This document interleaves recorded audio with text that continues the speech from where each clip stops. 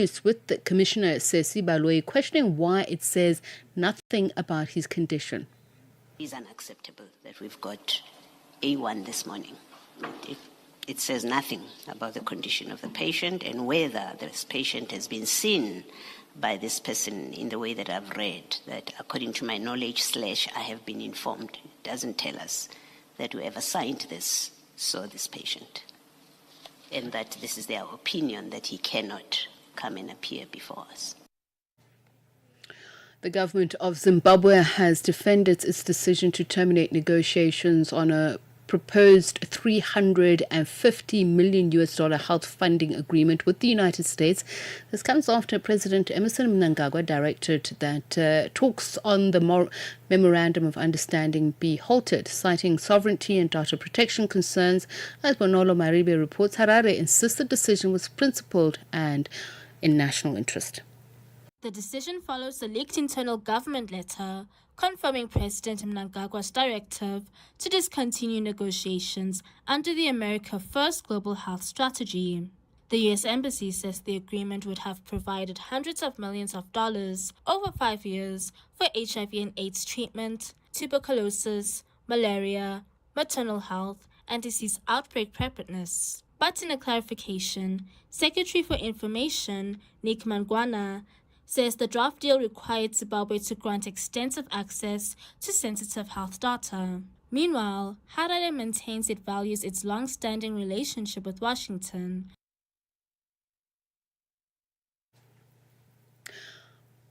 Malawi's Tarika has directed that a fresh inquiry be conducted into the plane crash that claimed the life of former Vice President Saulos Klaus Chilima and 8 others. The directive comes after Minister of Justice Charles Mango, who was tasked by President Mutharika to review reports produced during the previous administration, told Parliament that he identified significant gaps in the investigations. Channel Africa's correspondent George Mango has more from Blantyre. President that time on 25th October of 2024 gave the commission inquiry only 30 days. So there was no time. It worked under panic, and when it came to evidence, the report itself says a lot of people were reluctant to testify. For whatever reasons, no reasons are being given. Some people are running away from testifying, and in my view, even the members of the commission of themselves, I have identified the 2 who resigned in the middle of the investigations. They resigned. The Congolese presidency has refused to comment following reports that the military spokesperson for the M23 rebel group, Willy Ngoma, has been killed in an army drone strike in Rubaya in eastern DRC. The Rwandan-backed group acknowledged the attack but didn't mention casualties. The BBC's Andrew Ochieng has the details. In a post on social media, M23 said drones belonging to the Congolese army had bombed the mining town of Rubaya from around 3 a.m. in the morning. Local media said Ngoma had been killed in the attacks and that several M23 leaders had also been injured. Willy Ngoma had established himself as one of the group's leading figures. When they captured Goma last year, several videos showed him overseeing the activities of the group. Kinshasa has not claimed responsibility for the airstrikes. Fighting in eastern DRC has continued despite a peace deal signed in Qatar last year between the government and M23. And finally, the German Chancellor Friedrich Merz has been holding talks with the Chinese President Xi Jinping in Beijing. The Chancellor's visit comes as German businesses are sounding the alarm about the trade imbalance between the 2 countries. The BBC's Jessica Parker reports.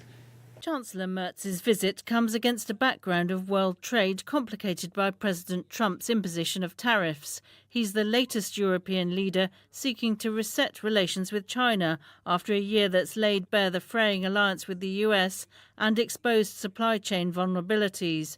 Germany's also facing intense competition from China's electric car makers. Away from trade, the German Chancellor aims to raise the conflict in Ukraine. He'll discuss Beijing's influence over Moscow with President Xi Jinping. 1 hour, 1 continent, 1 voice. Africa World Hour with Tsepiso Makwetla on Channel Africa, the African perspective.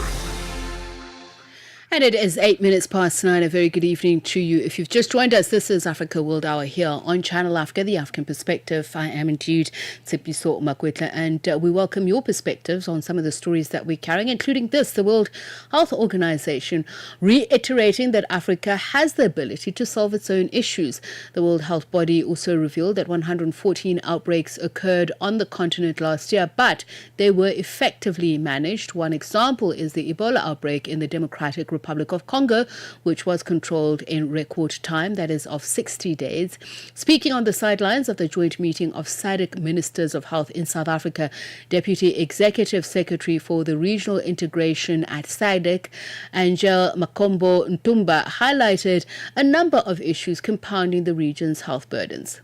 But we also have, in our region, we have noticed that each of the countries imports medication individually. So why not pull our effort together and create a mechanism to have a pooled procurement services where we can, import our medication, and so that will decrease the prices.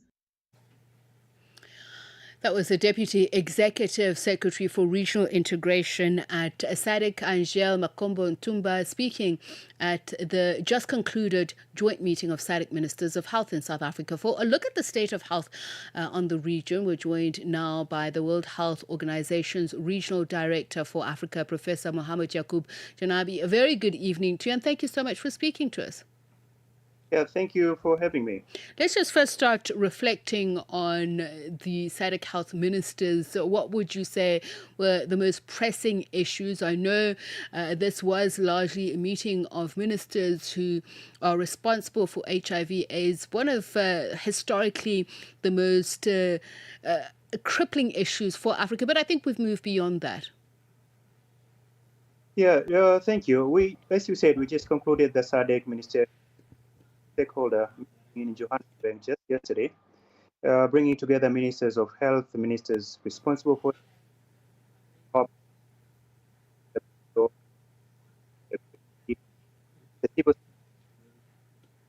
Dr. Janabi, I'm going to ask that we reconnect with you just for a minute or two, because unfortunately there is an interruption. We are getting only every second word as we speak. So if we could just either ring you back or just get you to rejoin the call. The visuals are good, but unfortunately the sound not the very best. So we're going to take a quick break and reconnect with you, sir. Téléchargez l'application Channel Africa sur votre Play Store ou Apple Store afin de pouvoir suivre toutes nos émissions en direct de là où vous vous trouvez. Channel Africa, la perspective africaine. Channel Africa is evolving, and so are you. Stay connected wherever you are with our brand new website and mobile app. Stream your favorite shows, catch up on African news, culture, and conversations, all at your fingertips. Africa is just a tap away. Your world, your stories, now on the go. Stay connected wherever you are. Visit channelafrica.co.za or download the Channel Africa app today. Channel Africa, the African perspective. Africa World Hour. Africa World Hour. Unpacking global headlines from an African perspective. And we do have back with us the WHO Afro Regional Director speaking to us about the just concluded SADC Health Ministers meeting and some of the challenges facing not only SADC but the continent. Thank you so much for speaking to us again, Dr. Janabi, Professor Janabi. Let's just talk about what we're talking about in terms of what SADC is facing, a third of the global HIV burden while also battling TB, malaria and rising NCDs. So can you just tell us a little bit more about this and the climate-linked outbreaks that we're experiencing? Okay. Let's do it this way. The SADC meeting was focused on solutions driven and united around one, strengthening the health and well-being of the people of the South. So the discussions were not theoretically, they were more practical, anchored in reality. Our countries face every. As I said yesterday, there were 114 outbreaks last year. So what the meeting focused in strengthening the health systems and then reinforcing the HIV response, which are really ministers responsible for HIV emphasized the need to sustain political commitment and financing for the HIV response. We discussed prevention, treatment, continuity, and the importance of addressing structural barriers that still limit our access to some of our people. So civil society and community-led organizations were central in this conversation because they remain the backbone of our progress against HIV. The third thing which we focused on strengthening regional value chains for medicines, diagnostics, and vaccines. You know, Africa imports literally 99% of the vaccines, almost 85% of all the medicines and diagnostics. So there was a strong agreement that SADC must accelerate local manufacturing, not as aspiration, but as a strategic necessity. We also highlighted a major success from 2025, the pooled procurement mechanism that the SEEDS country, the small island development states, implemented. By negotiating and purchasing as a bloc, the region significantly reduced the price of essential prescription medicine. I wish we can bring it to SADC, because they, with the 7 countries, they were just 30 million. We are talking of SADC is almost 500 million people. The fourth thing, which was very crucial for us, ministers and partners agreed to strengthen the surveillance systems and improve the rapid data sharing across the borders. Outbreaks do not respect national boundaries, and neither should our response mechanism. So we also recognize the growing impact of climate-related health threats. We saw in Ethiopia here last year, they had for the first time an outbreak of Marburg. We see from floods to vector-borne diseases like malaria, and the need of coordinated multi-sectorial action to protect the vulnerable. The fifth, but one thing, we discussed financing. Countries acknowledge the need to increase domestic investment in health, to explore innovative financing mechanisms suited to the SADC context. So all the partners reaffirmed their commitment to supporting countries in implementing these priorities. We also agreed on accountability, because this is another area which our partners sometimes they are concerned. So mechanism to ensure that progress is tracked and commitments are honored. And last but one thing, we really discussed what this matters for the people in SADC. For the people in this southern part of Africa, these decisions will translate into real, tangible benefits, better access to quality health service, and a stronger or more sustainable HIV response, faster detection, and control of outbreaks. And I think the surveillance, recently you heard about Zambia, we picked an environmental polio in the septic tank. That shows how vigilant we are. So allow me, Professor, we'll get to Zambia in just a moment, but just reflecting on some of what you've just spoken about, there is, fears, concerns being raised about diagnostic and data gaps. And I'm just wondering, as SADC, have you spoken about monitoring systems and what is needed to deliver the granularity that is needed to ensure that targeted responses are achieved? Yeah, thank you, Madam, for a good question. And this is why yesterday I started about Ebola. Ebola, we responded within hours, not weeks, not months as before. In Bulape from Kinshasa is a 5 days drive. But what we found there, a weak healthcare infrastructure. So what we did, we put 2.5 kilometers of water that people are enjoying now. We put solar panels. We facelifted the lab, the thing which you're talking about, diagnostics. So our focus, even if you look on the Afro Manifesto, is a healthier Africa and a resilient healthcare infrastructure. To be able, even when all these shocks come, whether it's a floods, whether it's drought, whether it's an outbreak, whether it's a financial crisis, the normal services should continue. And this is where we, together with all other agencies from Africa CDC, AMA, from HSS, AUDA, NEPAD, philanthropies, other non-UN organizations, what we say this time around Bulape was the best example. We worked together. WHO was lead coordinating so that we avoid duplication, we avoid fragmentation, and maintaining coherence. So I believe we are on the track. It's just that we always, when we move around to meet ministers, prime ministers, and the head of state, we just have to choose our priorities, right? We just have to put more money on health. Health has never been a cost; it's an investment actually. So and prevention, as usual, is always better than treatment. So investing on primary health care, which is the backbone of universal health coverage, is the only tool which I think is going to rescue us.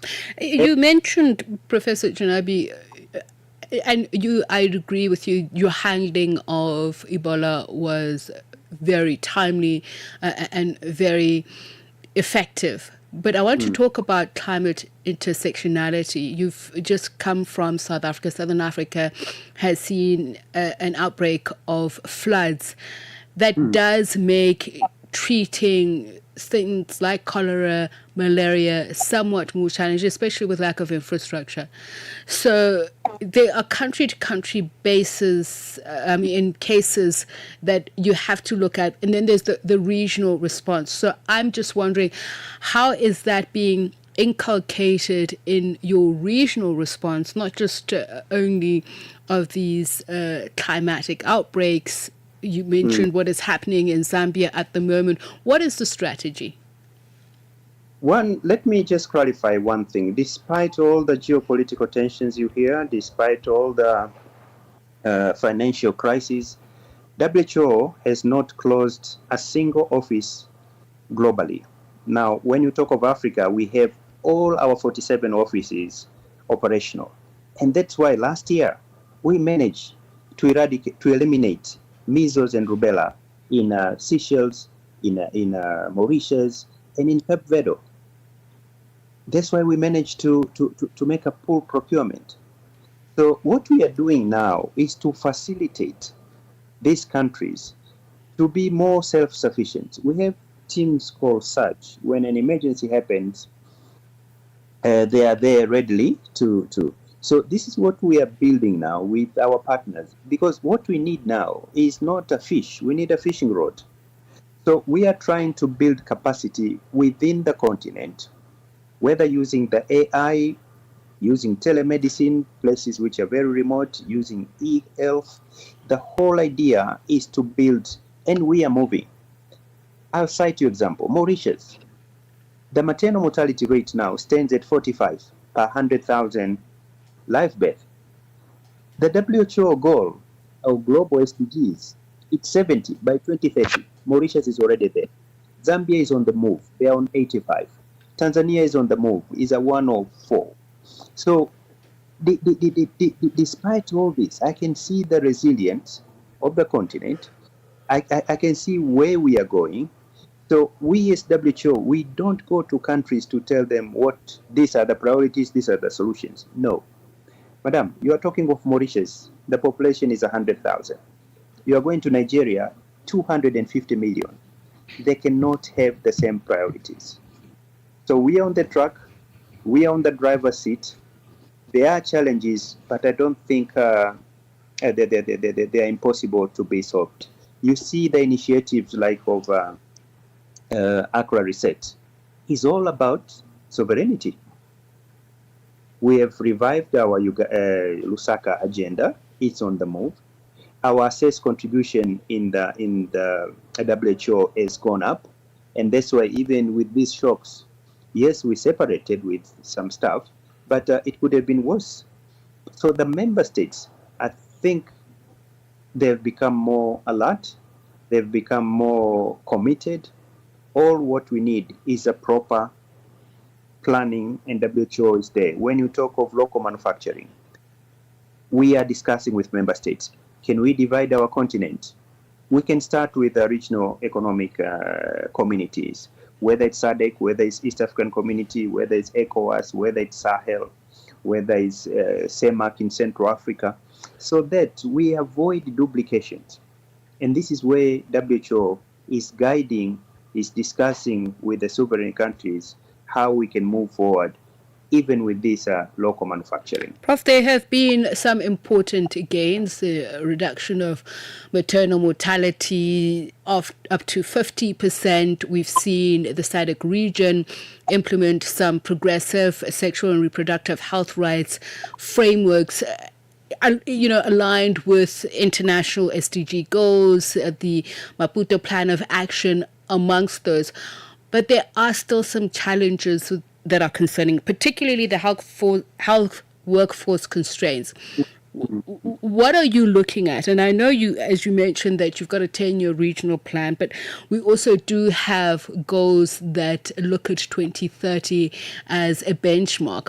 What would be immediate in terms of prioritizing? And that is bar what we've been talking about the past couple of months, and that is financial constraints, supply chains, accountability. I think what a coincidence, because I've just arrived in Addis, Ethiopia, and tomorrow I'm having a meeting with MasterCard Foundation. It's about community health workers. Madam, this is a process. It's not a 100 meters race. It's a marathon. So an initiative like tomorrow, what we are going to discuss with MasterCard Foundation, and we've been doing with the countries, is to try to build all the outbreaks. They start in the community and they end up in the community. So if we can build our workforce right in the community there, the people, they know each other. A pregnant mother in a difficult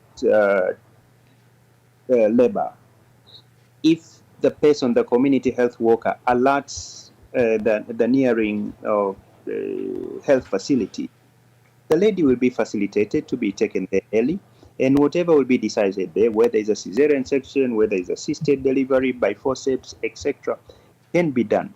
So what Africa is doing, our primary goal is primary health care, which is the backbone of universal health coverage. National health insurances, country have already started. Ghana today is at 60%, Rwanda is at 90%, Kenya is picking up, I think 30 plus. And so what we do as WHO, for example, we tell Zambia, your health insurance coverage is low. Why don't we connect you with Ghana? They tell you what they did. Connect you with Rwanda, tell you what did they do to achieve such a high, because once people are covered by universal health coverage, I think our health will be even better. I mean, we're seeing South Africa face challenges in the enforcement of an NHI plan. The Minister of Health is contending with legal action.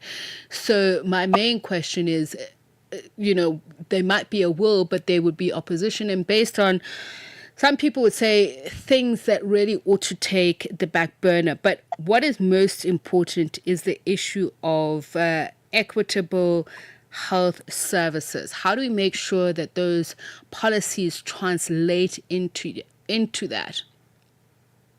Okay, for what happened last year, beginning of last year, when this financial crisis, our biggest donor, our ODA agencies fell down by 40%. It's not a knee-jerk reflex. The member states realize the vertical programs, they need to be reviewed. So integrating non-communicable diseases, integrating tuberculosis, malaria, HIV, cancer into primary health care, one, you'll get your equity because it will be assessed with everyone. Along that, there are other issues which come along, like local manufacturing, because you don't expect to import all this amount of medicines and the prices to be low. NAUDA, NEPAD, AMA, CDC Africa, ourselves, I think the list is out. What are the essential drugs? I think we're starting with 24 of them. So the equity and the quality, I think with primary health care. Let me just give you a really example. In 1926, Japan started to discuss about primary health care and universal health coverage. By 1961, Japan was fully with universal health coverage. Do you know how long they live? They've got the longest lifespan in the world. So it's not theory anymore. In any country during COVID, if you remember 4 years ago, which fared well, there are those countries which had a very strong primary healthcare system. And this is what member states are doing. This is what UN agencies like WHO, Afro is trying to assist member states to invest on primary healthcare.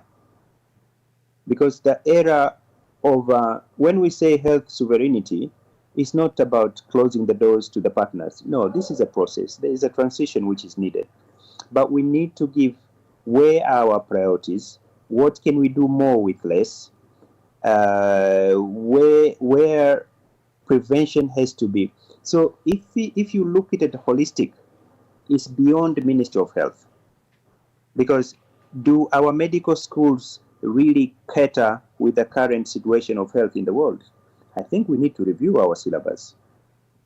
I remember medical school, hardly my entire 6 years of undergraduate, maybe I got 4, if not 6 hours of nutrition. So should our current medical students be taught the way Janabi and others used to be taught? No, we have to review. How much effort have we put on primary health care? That's why now, in most of the African countries, we are establishing public health institutions. We saw in DRC. DRC has got a very strong public health. I can tell you, this control of Ebola, which we as partners, we just went to complement. But the entire show was run by the public health of DRC. The same things we have seen in Uganda. The same thing we saw in Ethiopia. So I believe knowledge sharing, talking with our northern global partners to invest more in human capacity and knowledge, use the new technology, whether it's an AI. We have 3 hubs here. We have a hub in Nairobi, which using AI, it can predict. We told the Kenyan government, like I was there towards the end of last year, that you have got a malaria surge coming, you've got motor accidents will increase in the month of December, you have got floods coming. No, it was cyclone. So if we use the current 21st century tools to solve the 21st century problems, I think we can achieve, not the other way around. Bring the technology of 20th, 19th century trying to solve today's problems. And I do repeat, we have a problem. I think we need to identify them. When our partners come, we discuss along our line. So we take it from country office, we bring it to regional office in Brazzaville, and when need be, we take it to Geneva if it's something which really needs, it's a bigger scope. And as you say, that knowledge and resource sharing is very important. So I want to turn my attention to Zambia, its detection of circulating vaccine-derived poliovirus in wastewater, the epidemiological significance. What are we seeing here? Does it indicate a water, or rather a wider immunity, or a focal transmission risk? I want to understand the gap here. So it happened 3 days ago, and at Brazzaville, and me as a regional director was alerted by our country office there. One, it tells you a very big signal that your surveillance system is very intact. Because to pick a septic tank, to take a sample, and go and isolate the viruses, that's a very big plus for our continent. And I really I'm going to congratulate everyone who was involved. A similar thing happened last year in Tanzania, in Mwanza, because it tells you, one, that the issue of polio is still there. It tells you your surveillance system is working. So really, it's not, and this is environmental. You have to differentiate it with the human. So this is what it tells you. And I don't know how to put a layman's lens. if you find a virus is mediated, it tells you people are being dead. So it's something we are putting forward to increase surveillance and to see. I can't go into details because I'm traveling, but really, I'm sure team they are working on it now to see how to look on the coverage of vaccine. Because with all this, it has disrupted the stability of the economy of the 47 society. And unfortunately, it seems like the line is failing us, but I think we've been able to get as much from you as is possible. I really do thank you for your time. Professor Mohammed Yaqub Janabi, who is the WHO Africa Director, he's just attended a meeting of health ministers in South Africa. As he mentioned that he is in Addis Ababa now and looking to have meetings with various party sectors, amongst those that he says will be looking at the health workforce capacity, what solutions can be found. One of those meetings, he says, will be with MasterCard tomorrow to look at innovative ways of dealing with some of these challenges. Thank you so much for your time, Professor Mohammed Yaqub Janabi, speaking to us from Addis Ababa. It's exactly 25 minutes to 10. Channel Africa is evolving, and so are you. Stay connected wherever you are with our brand new website and mobile app. Stream your favorite shows, catch up on African news, culture, and conversations, all at your fingertips. Africa is just a tap away. Your world, your stories, now on the go. Stay connected wherever you are. Visit channelafrica.co.za or download the Channel Africa app today. Channel Africa, the African perspective. Téléchargez l'application Channel Africa sur votre Play Store ou Apple Store afin de pouvoir suivre toutes nos émissions en direct de là où vous vous trouvez. Channel Africa, la perspective africaine. 1 hour, one continent, one voice. AfricaWorldHour with Tsepiso Makwetla on Channel Africa, the African perspective. The Committee to Protect Journalists has called on Zimbabwean authorities to release journalist Gideon Mazikatidze, who has been in detention since the 18th of February. He is facing charges of cyberbullying and broadcasting without a license. That's over an article alleging bribery by a local businessman. He allegedly published a story on the Bulawayo 24 site accusing local company Geo Pomona Waste Management's leadership of bribing journalists and editors to evade scrutiny. CPJ Africa Director Angela Quintal says Zimbabwean authorities should not use licensing regulations or cybercrime provisions to censor or criminalize legitimate journalism. And she joins us now to talk about this. A very good evening to you, Angela. Thank you so much for taking the time to speak to us. Thanks so much. So just to recap on those charges and just a little bit of context of what has been happening to Gideon and how he has arrived at this point, obviously not as a result of his own doing, but as you say, what authorities are using. Yeah, so Gideon, by the way, he's been in jail for a week. And today he appeared in court again. It was a bail application, and we're hoping to hear on Friday that he will in fact be released on bail.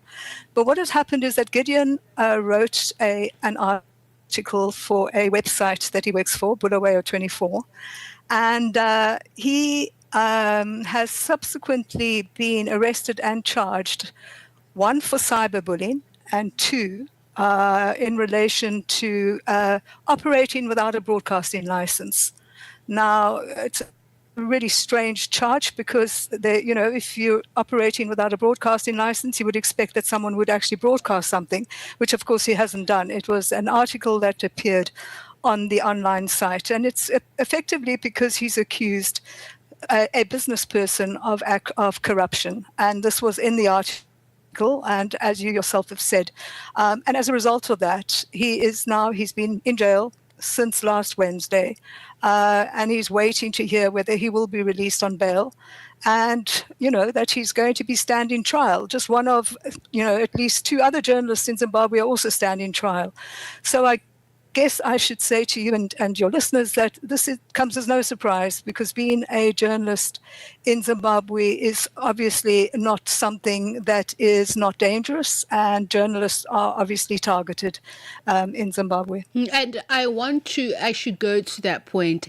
Is he somebody who's been under scrutiny of authorities for a while now? As in, these charges, do they just emanate from this particular article, or is there a history of him being under the spotlight? There certainly is a history in the past, but I can't talk to that. I am aware that there were issues before. But certainly in this respect, it's the first time that we've actually been in a position as the Committee to Protect Journalists where we've seen that he has been jailed and he's been detained at least for a week, and that he is facing these charges. So just going back to the conditions under which journalists work in Zimbabwe, we've heard that it's not always easy, and as you say, the charges that have been preferred in this case are a bit strange in terms of the line of work that he's doing or has been doing. Have the government or the prosecution justified these charges and explained why they are appropriate? Not yet. I mean, obviously there's a charge sheet, and that's where we've seen where the charges are. The case is yet to go to trial. So the state has not made its case yet. But just to say that, I mean, it's quite clear, and those around him have pointed out, and so has the attorney, that how can you possibly charge someone under the broadcasting law for operating without a license when that particular journalist simply wrote an article which was published, and I might add later taken down on a website. It beggars belief. And I guess it just shows the pattern of repression that one does see in Zimbabwe. As I said, journalists are facing, they are always under scrutiny. I mean, we've had two top editors in Zimbabwe who were detained. I speak here of Faith Zaba, who in fact was in court today. Her matter, she's been accused of insulting the president. Her matter has now been postponed. It's going under review in the High Court in Harare. And then, of course, there's the case of Blessed Mhlanga, who has been accused of incitement to violence after he interviewed a war vet last year. He spent 73 days in detention, had 3 bail applications that were rejected, and he's still facing trial. I think the trial in Blessed's case may be starting in March 7th. So these are the conditions that journalists are operating under. And obviously one also has to take the political context, right? Look at the fact that there is, very much like the African National Congress, what we've seen in our own country, South Africa, we have similar issues, internal ructions within ZANU-PF. We have the ruling ZANU-PF. We have the president who, it appears, wants to have a third term, and there is a push by the ruling party to extend the president's term to 2030. So obviously, journalists who are covering current affairs, who are exposing things in the media, are going to be under the spotlight and are going to be facing greater scrutiny, and certainly will, as we have seen, are actually either being prosecuted or being arrested. But what that sends out is a message to other journalists in Zimbabwe, right? If it's happened to Blessed, if it's happened to Faith, if it's happened to Gideon, it could happen to you. And so one is concerned that there's also, therefore, censorship and self-censorship as a result of what we've seen going down. And that's what I want you to get to, because in this case, it's over the allegation of corruption. And this has to do with a business. What more dealing with alleged corruption at state level. Has that dissuaded a lot of journalists from doing more investigative work? There's some excellent investigative work that is coming out of Zimbabwe, and there are several journalists who have not been dissuaded. I mean, if I look at someone like Blessed, despite everything that he's gone through, or Faith for that matter, they're still doing really great journalism. There are journalists of a high caliber in Zim who will not be intimidated. And that is fantastic to see, because ultimately this isn't the case of us simply protecting journalists. There's a bigger issue at stake here. And with press freedom is the corollary, the public's right to know. And citizens have every right to know what is happening in their country. And therefore, in this sense, if there is state corruption, if there is corruption by business, whatever corruption, that needs to be exposed. And the people who need to be exposed and prosecuted are those who are responsible for the corruption, not the journalists who are exposing. And this is the irony. The messengers, the journalists are the ones that are being jailed, not the people who are stripping Zimbabwe and the Zimbabwean citizens of their rights to have a functioning country with a good economy. Well, thank you so much for your time, Angela, and we will keep our eyes and ears peeled on this particular story. That is CPJ Africa Director Angela Quintal speaking to us about the arrest of Gideon Matsikatidze, a Zimbabwean journalist who has written an article alleging corruption by a local company named Geo Pomona Waste Management, its leadership, accusing it of bribing journalists, and that's landed him in jail. And of course, CPJ and other journalists organizations are calling for his release and also questioning the charges that have been preferred against him. Brings the time to 15 minutes to 10. Téléchargez l'application Channel Africa sur votre Play Store ou Apple Store afin de pouvoir suivre toutes nos émissions en direct de là où vous vous trouvez. Channel Africa, la perspective africaine. Zilipendwa na Abedi Jean de la Croix. Historia msikilizaji ya Valentine Day au siku ya wapendanao ilianzia katika nyakati za kale za dola la Roma. Watafiti wengi wa historia wanaamini kuwa siku hii inahusishwa na sherehe za kipagani zilizokuwa zikifanyika kila mwaka katikati ya mwezi Februari. Msikilizaji, sherehe hizo zilijulikana kama Lupercalia na zilifanyika kuadhimisha uzazi, upendo na mwanzo wa majira ya kuchipua. Zilipendwa kila Jumamosi kuanzia saa 12 kamili majira ya Afrika ya Kati hadi saa 1 kamili majira ya Afrika ya Kati. At the forefront, the most pressing issues on Africa World Hour with Tsepiso Makwetla. Channel Africa. And we continue with Africa World Hour. The United Nations Security Council convened Tuesday as Russia's full-scale invasion of Ukraine entered its 5th year, with member states renewing urgent calls for an immediate full and unconditional ceasefire. Western delegations pressed for sustained diplomatic and economic pressure on Russia, citing expanded sanctions and continued military and humanitarian assistance from Kiev. Addressing the chamber, Ukraine's Deputy Foreign Minister Mariana Besta accused Moscow of waging an imperial neo-colonial war. Channel Africa's reporter Michael Mbewe filed this report.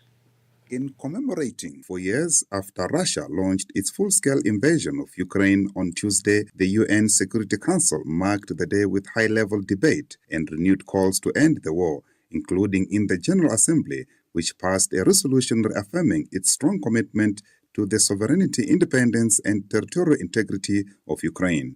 The debate underscored mounting humanitarian costs, intensifying diplomacy, and the gap between calls for peace and realities on the battlefield, as civilians' infrastructure and energy system remain under attack. While presenting a peace resolution titled Support for Lasting Peace in Ukraine, Ukraine's Deputy Foreign Minister Mariana Besta delivered a forceful condemnation of Russia's ongoing aggression against Ukraine. Russia's war of aggression has shattered peace in Europe and around the globe and struck at the very core of the UN Charter and the fundamental principles of international law: sovereignty, territorial integrity, non-use of force. Russia's war of aggression is imperial and neo-colonial in its nature. What Russia wants to do, what Kremlin wants to do, is to divide the world into spheres of influence. and to make Ukraine as a satellite. Russia will not succeed. Russia miscalculated gravely in 2014 when it started its aggression against Ukraine, thinking that Ukraine would collapse. Russia miscalculated gravely in 2022 when it started its full-scale invasion, thinking that Ukraine would collapse. And Russia miscalculates gravely now, in February 2026. And that was what's happening at the UN Security Council. Michael Mboyo reporting there, and brings the time now to 11 minutes to 10. As African governments grapple the continent's high youth unemployment figures, calls are mounting for countries to empower artisanal development programs in order to address the issue. In South Africa, the Steel and Engineering Industries Federation of South Africa, SAFSA, the training centre, is doing just that, with the country's youth unemployment rate reaching 43.7% in Q3 of last year. SAFSA's training centre manager, Emile Jacob, says it's time for government to invest the future of the youth. Or the future in youth. He joins us now. Very good evening to you, and thank you so much for speaking to us. Good morning, Africa. You're speaking to Emile Jacobs, the SAFSA Training Center Manager. So just looking at, obviously, the budget that was tabled by the finance minister in South Africa, and this is always a statistic that not only just, the man on the street is looking at, but also unions, various sectors that are interested in, that is the employment figure, but particularly the youth, because they're the largest demographic. Let's just start with your reflections on that. Did it speak to the very issues that you see as urgent? Is there alignment there? Yes, there is alignment. On the budget speech, the minister talked about how he's going to support the technical training center, how they're going to invest on youth and the skill of South Africa. So there is the budget came out. There is money allocated for the skills development of the youngsters of South Africa. So then just tell us exactly how you are supporting what government's objectives are, and not just government's objectives, but ensuring that our youth are employed. Okay, by grooming up the youth of South Africa and teach them how important is artisans in the country and the economy. Without training, technical training in the economy will go down. You don't have to go to universities. You can also start your career at a technical college and become an engineer. The good thing of an artisan, you get skilled with your hands. At SAFSA Training Center, we train people to do the occupational qualification, that they do the knowledge and the practical at the same time. So whatever is in the book, you do it practical, physical with your hand. So, by example, if you do a welding trade, you can go and help yourself and employ other people, and then you can work at variable industries, high and low industry, small and big industry. As an electrician also, this is the most trades that you can get, that you can self-sustainable and not even expensive to start a business. You need only few tools to start it. Like electrician can just go and wire a house. You just need few spanners and a multimeter. It costs him 500 rand to start his business, and he can put food in the table, and he can employ somebody. So this is the importance of trades and development. If you don't have trades and artisans in the country, you won't succeed, because everyone needs an artisan. Your motor mech is an artisan. If we don't have mechanics, we're not going to get to A to B. If we don't have builders, we don't have houses, structures won't happen. So this is the reason why it's so important to inform youth. You don't have to go to university.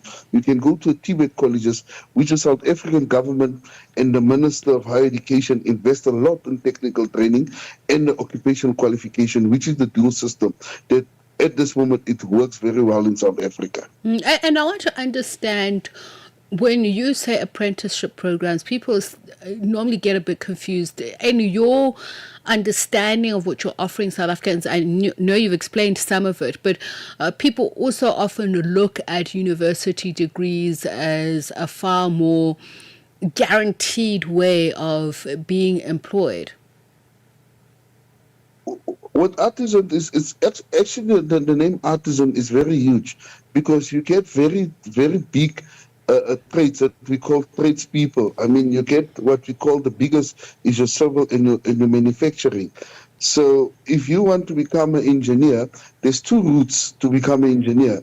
You can go direct to university and study your BSc at university, or you can go the technical route where you start on the floor doing the technical stuff and do whatever you design, you'll understand it and you'll be more marketable in the future because whatever you design, you have done it yourself and you understand it versus the guy who comes from the university, you just saw it from the books. So their skills, but I also want to look at life skills. They're also infused in this apprenticeship program. Yeah, we have life skills, soft skills. Your life skills is to teach your guys, and your soft skills is to teach your guys to the technology, the computer, business skills. At CISA Training Center, we have a small incubation hub where we teach them life skills and business skills, how to market their business, how to register business, and mostly financial strategy, how to financial your strategy, how to market your business, how to do sales in your business, and how not to overcharge yourself out of the market, that you're compatible in the market. So let's talk about the market itself, the employment market. Who's hiring? Who are you partnering with? So once some of these trainees attain your artisanal recognition of prior learning certificate, does it improve their employability chances? Because we're seeing a lot of people being laid off, or the quality of work itself deteriorating. Yes, in the metal and steel environment, we have a lot of companies like Province Max Steels, the biggest companies they work with CIFSA Training Center. We train all the artisans, and remember, if you train proper artisans like CIFSA Training Center, the people get upskilled and production will go further, and there will be less breakdowns. And if your artisans are trained properly, there will be more employed. People don't have to import and export. Everything can be manufactured in South Africa because it means the equipment will be up to standard to manufacture the stuff locally. Emil Jacobs, thank you so much for speaking to us. He is the CIFSA Training Center Manager, and what they're doing is ensuring that they meet the unemployment of youth at a level where they are offering artisanal training in order to deal with that. And of course, the objectives of industrializing in South Africa, we've been hearing a lot about ensuring that there is greater beneficiation as part of the solutions that are being proffered on dealing with unemployment. Now, tourism leaders say stronger collaboration, improved infrastructure and better connectivity are essential to unblocking Africa's tourism potential. These issues are in focus as Meetings Africa 2026 wraps up today in Johannesburg, where industry stakeholders have gathered to discuss the future of travel on the continent. Channel Africa's Lebogang Mabange reports. After days of deal-making, exhibitions and networking, the final discussions at Meetings Africa are focusing on one big question: how Africa can work together to grow its tourism market. Industry leaders say the continent has huge potential, but unlocking it will require cooperation between countries, better transport links, and policies that make travel easier. Managing Director of MSC Cruises South Africa, Ross Falk, highlighted the opportunity for Africa to grow its cruise tourism sector. 34 million people are transported on cruise vessels around the world annually, but 60% of that's out of America. And they've been the major proponent of cruise industries for a very, very long time. If you succeed in America, you succeed in cruising. And I think it's now time to look at what they've done effectively well and bring that to an African connectivity. And I think that we are very much in a sunrise kind of environment within Africa, and South Africa in particular, but we have a long way to go in relation to what we need to go and look at doing. And the connectivity is one of those fundamental issues that we have to look at. Falk says collaboration between African countries will be key if the continent wants to tap into the global cruise market. So we've got to provide a holistic solution to visas, free transport, travel, integrated security policies, because you're touching multiple countries. I think a continent of 1.1 billion people, if 18 million of Americans travel on cruises, what can we do with 30% more population in Africa if we have the right platform and the right collaboration to grow the industry within Africa, but South Africa in particular? The conversation also turned to the broader challenge of making travel across Africa easier and more accessible. Chifiwa Chibengwa, CEO of the Tourism Business Council of South Africa, says improving infrastructure is essential if the continent wants to grow intra-African travel. Within the African context, there's a lot of talk about we need to collaborate. There's a lot of talk about things that we need to do to grow the economy, whether it's a tourism economy or economy in general. There's a lot of discussions that we have around that. If we really want to drive the growth of intra-Africa travel, we need to invest in infrastructure. That is the problem. It can't be that you can't dock ships across many parts here in South Africa or across many other areas of the African continent. We need to invest in that infrastructure if we want to attract the cruising industry, and also if we want our own people to get into cruising. And that was the meeting of tourism leaders, Meetings Africa 2026, reporting there by Lebogang Mabange. Let's take a look at now what to expect from African Diaries this Wednesday. Wow. In the studio. I love that sassiness. I see where it's coming from. So what we can expect on the show this evening, the first hour of the show, we speak to master counselor, pastoral narrative therapist, as well as couples counselor. And we're going to be looking at two books, one titled Unbound Heart and Letters to Her. Then in the second hour of the show, we talk about confidence in the bedroom and how this affects you. And we speak to Nikki Brivik, who is a sex coach. She's a keynote speaker and a corporate wellness advocate. Does your mama know you have these conversations? You know what? Somebody asked me that today on social media. I said, why? I'm just doing a job that pays me. Huh? Why? Yes, don't want that. I think my mother will be looking at me some type of way. There's words you use, there's a decorum around the conversation that makes it sound palatable. What happens when it gets heated? Part of the butt, really? No, it's just always fascinates me. And the things, obviously, that I do talk about, I have to kind of definitely, but I just always wonder. Okay, thank you, Miss Shayla. Enjoy the show. We'll enjoy it too. Conversations that touch the heart and inspire change.